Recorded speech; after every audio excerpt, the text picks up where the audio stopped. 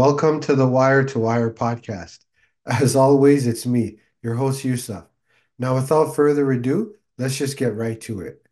So, recently, former NBA All Star and basketball legend Stephon Marbury said that Stephen Curry should have won MVP in the Olympics over LeBron James. And in typical social media fashion, the LeBron James internet warriors came to white knight on his defense. Now, Marbury began to get attacked on Twitter. Now, Marbury and we follow each other. And I'm not going to come on here saying that, he and I are close friends or that we're like brothers, but we have a rapport and a mutual respect for one another. So I replied to one of his posts saying the following. The truth sounds like hate to small minds. You're 100% correct. They don't belong in the same sentence, meaning LeBron James and Michael Jordan don't belong in the same sentence. Michael Jordan is that much greater, and it's really not even closer up for discussion. Now, he replied by saying the following. Damn, sometimes I wish I hadn't learned that when I was in my teens. I'm only speaking from playing against Jordan, LeBron, and Kobe. It's a different level of intellect as well. Now, before I continue, I want to say shout out to Dreamers Pro. I've seen him cover this specific interaction, and he gave actual context to what I was saying in my post. And he was also explaining why I said what I said.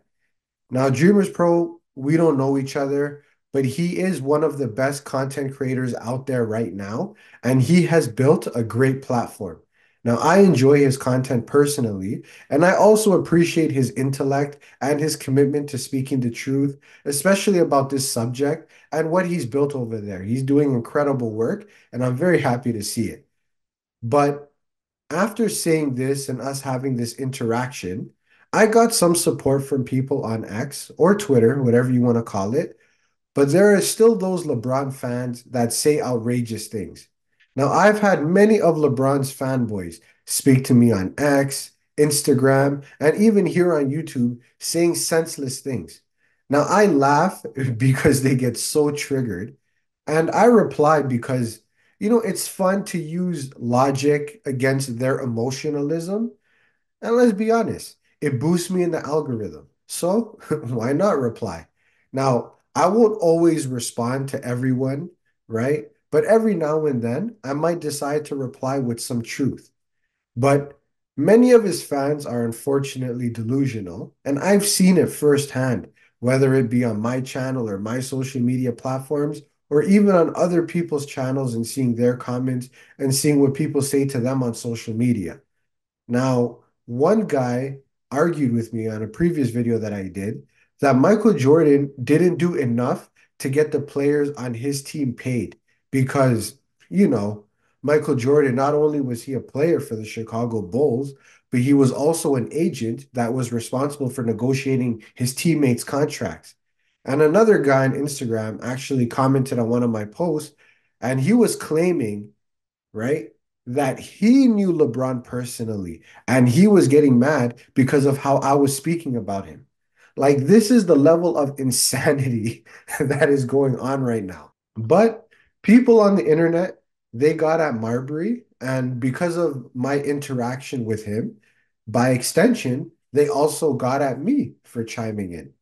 So, and that really brings us to really the premise of this episode, because many people have been trying to frame this as though Marbury, right, is some kind of hater or that he's bitter or he's somehow jealous of LeBron.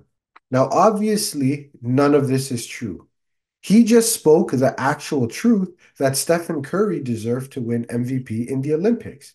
So for this episode, I'm not only going to debunk and disprove these fake narratives that are going around, I'm going to share some background and give context on this ongoing feud between Stephon Marbury and LeBron James.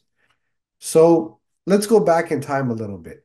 In the 2006 to 2007 season, Stephon Marbury, who is a veteran point guard for the New York Knicks, he wanted to take a different approach from the traditional sneaker business model. So he was starting the Starbury shoe line, which was really a sneaker that was designed to be both quality and stylish, yet also affordable at just $15. Now, his reasoning behind this was that kids would be disappointed when their parents told them no about getting them expensive sneakers, and those parents would feel shame that they can't afford the sneakers that would make their kids happy. So he wanted to create an affordable shoe for his community primarily, right? That would bridge that gap. And isn't that really the purpose of business for the most part? Is to identify a problem and to come up with a solution. So this was the solution that he came up with. And mind you, this was at a time when you either had a sneaker deal with Nike, Reebok, or Adidas. Those were the big three players in the sneaker game at that time, right? Now, obviously, you had Shaq who was selling his shoes in Walmart, but even at one particular time in his career, particularly in the 90s, Shaq was also a sponsor of Reebok. So again, these were the big three companies. Now, Stephon Marbury was teaming up with then retailer Steve and Barry on this venture, right? So the market back then is not like how it is now, right? There wasn't an emphasis or even really a deep understanding of full ownership, manufacturing, and production. The world and the industry at that particular time, which is what, 16, 17 years ago, it was a lot different. And there wasn't even a lot of channels and methods for there to be direct to consumer selling, right? But in spite of all of that, right, his brand, Starbury, had pretty decent momentum. And they were looking to expand the Starbury brand from being 50 different products to include nearly 200 different product categories, right? So there was a lot of momentum in regards to this brand. He was also getting support from former players.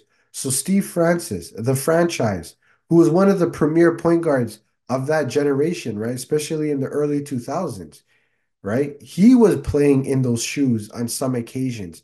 And Ben Wallace, who was an all-star center and a premier big man in the league at that time, he also endorsed the Starburys. So they had momentum, and Marbury was also getting a lot of exposure for it. At that time frame, he was being covered by Oprah, Good Morning America, Live with Regis and Kelly. And for those who may not remember, I mean, I'm pretty young myself, but I can vaguely remember, right? Kelly Ripa, she used to host this daytime talk show with the late Regis Philbin, right? Or Philbin, however you pronounce it. But it was getting a lot of coverage and it was actually getting favorable reviews.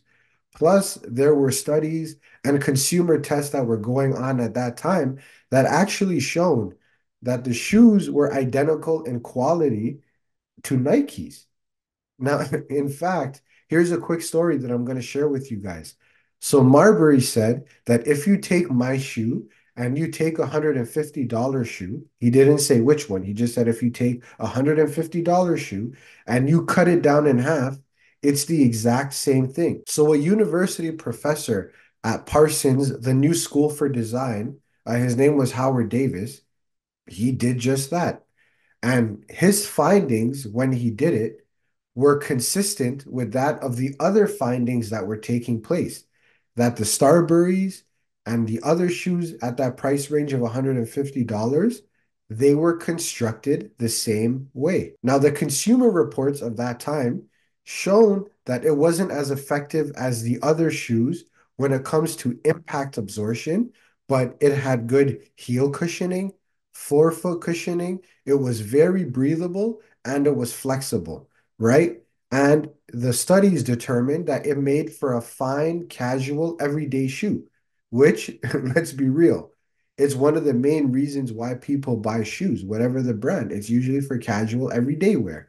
So the overall consensus was that people liked it, fans were buying it, and the market experts and industry watchers appreciated it, right? And they were corroborating many of the claims that were being made by Stephon Marbury as well as Stephen Barry. So it seemed that Marbury had found a lane and he was opening up a new potential market. And it was very obvious, right, that Marbury and Stephen Barry, they had a very specific vision for this brand. So now you're probably wondering, okay, you're telling this story, you're giving all of these details, but what does this have to do with LeBron? Well, let's get into that now. With all of this stuff that was going on, Nike sponsored athlete and Rhodes Scholar LeBron took it upon himself to proactively criticize Stephon Marbury and basically shit on his whole business model. So LeBron chose to proactively comment by saying he would never wear or endorse a sneaker that cheap and that at Nike, we hold our standards high. Now, when Marbury was made aware of these comments, he responded by saying the following: I'd rather own than be owned. When he retires, he's not going to own anything. I don't think he did his homework. We're putting out the same stuff that he's putting out, just at an affordable price. But I understand that he's got to say that because it's part of the business. Now, ever since this moment, there has been no love lost between these two. Now I'm gonna break this down, but before I do, man, you guys like this video and subscribe to the channel. So here's my breakdown and here's my take. Isn't it interesting that LeBron fans go across the internet and accuse people such as myself and countless others that we're tearing down a black man whenever we criticize him, but yet he proactively chose to shit on Marbury's business? Now, what we do here is we hold them accountable, right? What LeBron does is he actually tears black men down because he's literally, like the phrase suggests, trying to bring them down, right? And recently, Rashad McCants, he went out there and he made a statement, and shout out to him, basically saying that LeBron's intention is to basically erase Michael Jordan and overtake him as the only number 23. So is that not the textbook definition of wanting to tear someone down and bring them down? But you know what? Let me not digress. I'm not here to really talk about that. I'm talking about the dynamic between Marbury and LeBron. So if that's the case, right, and LeBron is all about uplifting the community and helping his own people win, why even take shots at Marbury's shoes? Why not just say he's doing his thing, I'm doing my thing. He's got his sneakers, I got my sneakers, and people are going to buy what they want. Why did he have to go and say all that stuff? Now, mind you, for someone of LeBron's stature to say something like that, I'll give you guys a relevant example to give you guys some context of what something like that would mean. Now, hypothetically, let's just say there was a tech company that put out a product. And I sat here and I did a video and I said, you know what? The product is not that good. Yeah, I doubt people will take my opinion very seriously because A, tech is not really my forte. B, this is not a tech channel. And C, I haven't really established myself as an authority, right? Especially as an authority in the tech field, right? But now let's just say it was someone like MKBHD, right? Marcus Brownlee. And he was to say that exact same product is not good. That would have a different effect on that business as opposed to someone like me saying it. So for LeBron to make those kind of comments about Stephon Marbury sneakers, right? Seeing as to how he was one of the biggest athletes in the world at that time, right? And one of the most popular athletes, that can have a detrimental effect on the business. So why is it that he's taking it upon himself to make a statement like that? Now, the only three plausible reasons that I can think of why he would do that are the following. So number one, LeBron is a jealous guy who desperately craves attention, and he hated to see the press run that Marbury was going on, right? For his shoes and the attention that he was getting, especially since Stephon Marbury was playing in New York at that time for the Knicks, which is really the hub for mass media. Or it could be number two, that LeBron is just a Nike puppet and that anything they tell him to do or not do, he will obey their command willingly, right? Or number three, he's just a hater that completely lost perspective on where he comes from, right? Now, this was in 2007. So he's only just a few years removed from living in poverty and being broke, right? And Marbury is trying to create something that will help people in those communities like the one that Marbury comes from and the one that LeBron comes from, right? So if he's trying to do something that some, or not even some, that many would deem as noble and responsible and generous, well, how would you want to criticize him? Now, it could be one of these reasons, it could be some of these reasons, or it could be all of these reasons. I happen to believe that it's all three, right? And I especially believe that it's all three because if you look at it, something like this could potentially cause a disruption in the industry, and it can potentially force some questions to be raised amongst industry watchers, experts, and even the consumers themselves, right? Because they could look at it like, well, hey, if these products are similar in quality and they're similar in materials, then how do you justify the disparity in pricing? Now, this can ruffle some feathers potentially, right? So I believe that, and this is part of it, that Nike, they sent the smartest guy and the fastest reader in the world in LeBron James to throw some cheap shots at Stephon Marbury and what he had going on. And what I also find to be very interesting, right, is that these guys were Olympic teammates in the 2004 Olympics in Athens, right? So this is also someone that you played with, right? You spent almost an entire summer hanging out with this person, traveling with this person, right? Having them as a teammate, having that camaraderie. And all we ever hear guys in the NBA say is that being in the NBA and being part of the NBA, it's like a fraternity and a brotherhood. Yet LeBron had no problem taking unnecessary shots at Marbury, uncalled for, even. Now, LeBron wasn't the only guy with a sneaker deal. Iverson had successful sneakers with Reebok that sold between $110 and $150. I know this because I used to wear them, right? Jordans were obviously popular back then, just as they are now. Those shoes are timeless, right? T-Mac had shoes with Adidas. Now, there's a bunch of signature athletes that had their sneakers at that time, right? But no one said anything about Marbury's shoes or called him out except for LeBron. So this narrative that Marbury is hating is simply not true.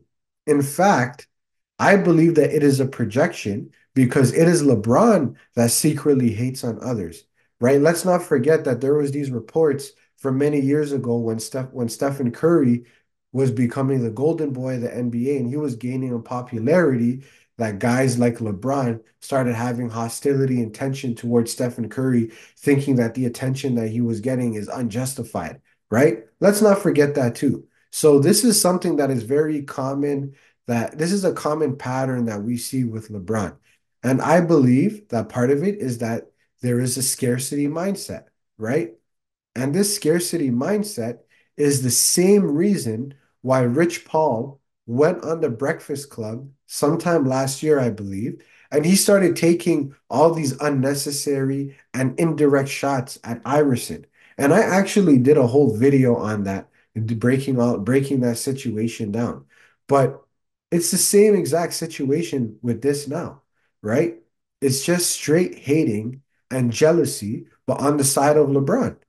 And like they say, birds of a feather flock together. And also another thing that I want to debunk is because we seen that clip where Marbury was tapping LeBron on the chest, right? And people were clowning Marbury like, "Oh, you're trying to get LeBron's attention. He wasn't paying attention to you."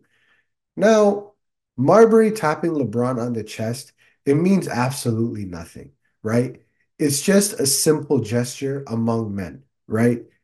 You see, Marbury, if you look at his upbringing, he had a father in his life and he comes from a patriarchal background, right?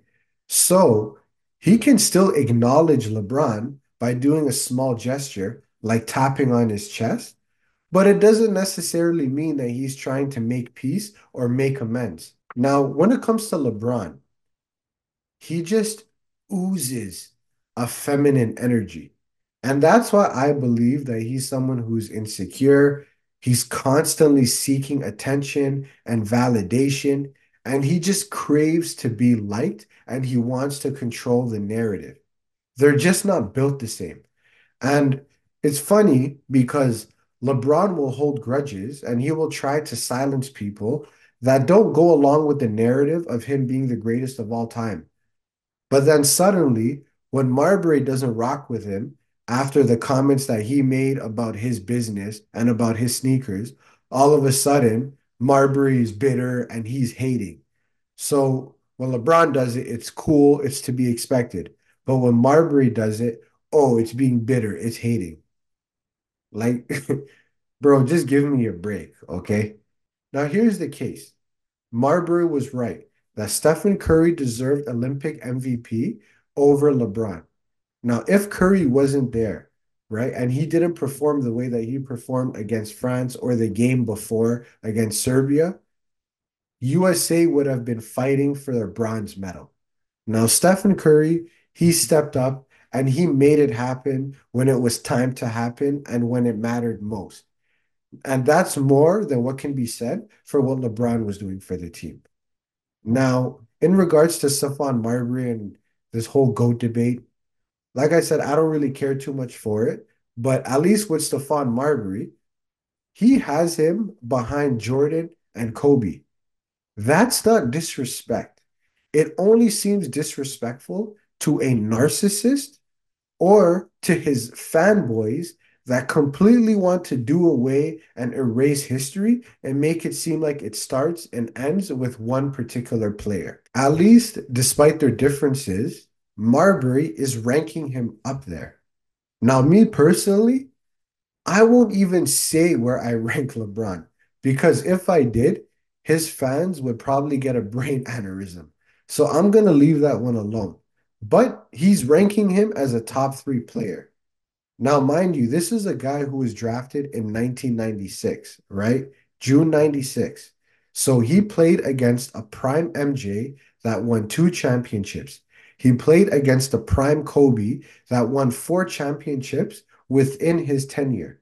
And he played against a prime LeBron. Yes, a prime LeBron that went to the 2007 finals and won a league MVP.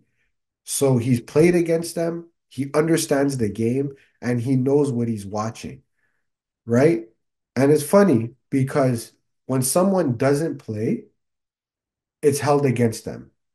But then when people that did play, right, or currently even play, don't pick him to be their greatest of all time, suddenly you want to discount their opinion and say, oh, their opinion doesn't count. They're not looking at it objectively.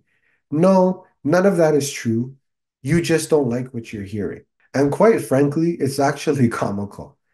Now, the reality is LeBron started this feud unnecessarily. Marbury, despite their differences, is at least willing to acknowledge him out of respect, and he's still able to rank him as a top three. And despite all of that, right, despite everything that I just presented and all of this information, some people will dismiss all of it and still try to frame it like Marbury is some kind of bitter hater, and that couldn't be further from the truth. Like, just cut it out. Marbury was right in his assessment. LeBron is in the wrong. Now, I've seen people make this point that now that Marbury has called out LeBron James publicly, that he won't get a lot of opportunities or appearances in mainstream media and that he will be alienated by them. Now, I can actually see the logic and understanding of how people can come to that conclusion because it's allegedly been paid and bought for by him and Clutch Sports, right? And it's something that we've obviously happened to guys in the media already, right? But in my opinion, I think that Marbury is the anomaly, and this is not going to have an effect on him. Now, let me explain to you why I'm saying that. So, back in 2009, when Marbury was out of the league, he went to China where he embraced the country and the people there, and he really immersed himself in China, right? And in his time being there, he experienced a basketball resurgence, and the people there loved him, and they still love him, and they still adore him in China to this day, right? And obviously, as he was getting that momentum back in his career, playing at a high level in China, getting the respect and adoration of the fans, this ended up getting the attention of the NBA, right? And they obviously saw that he had a lot left in the tank, and they tried to recruit him to actually come back and play in the NBA again. But he decided to decline the opportunity because he found peace of mind in China.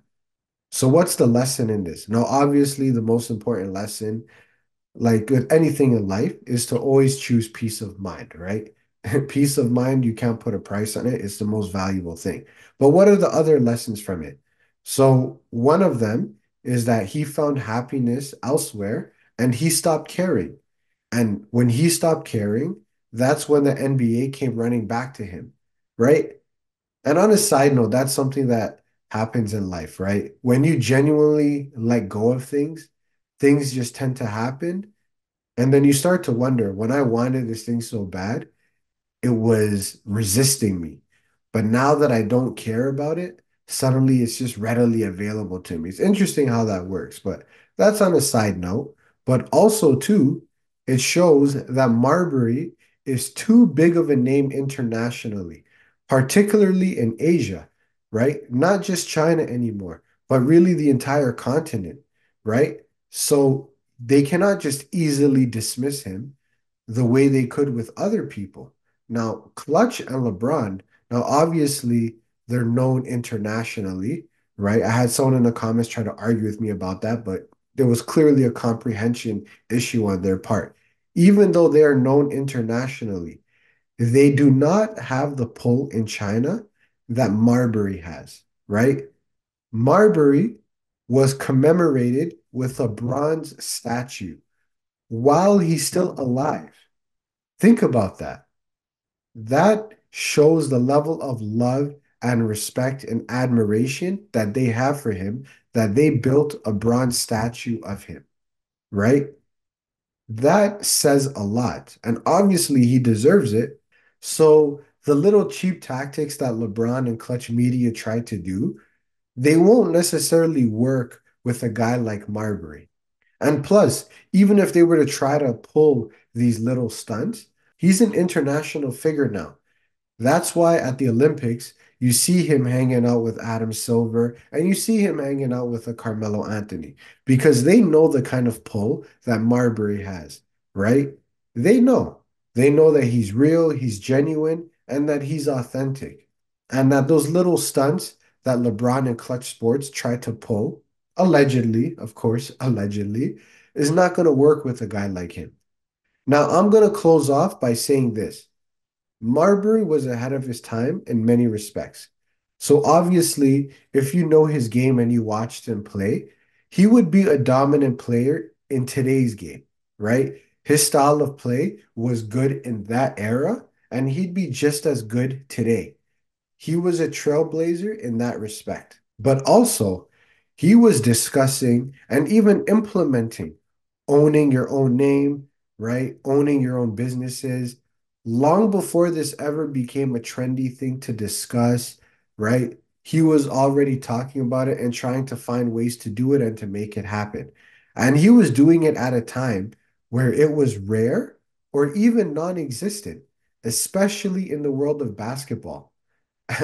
And also, I even remember, right, as a kid, maybe even like a in my early teens, I remember seeing him do the Justin TV live streams, showing his day-to-day life. Or he was even doing IRL streams when he was out and about. Now, he was an early adopter in this regard, right? Because he was doing this in the late two, and he was doing this in the late 2000s and even in 2010, right? Engaging the fans, sharing his perspective directly to the audience.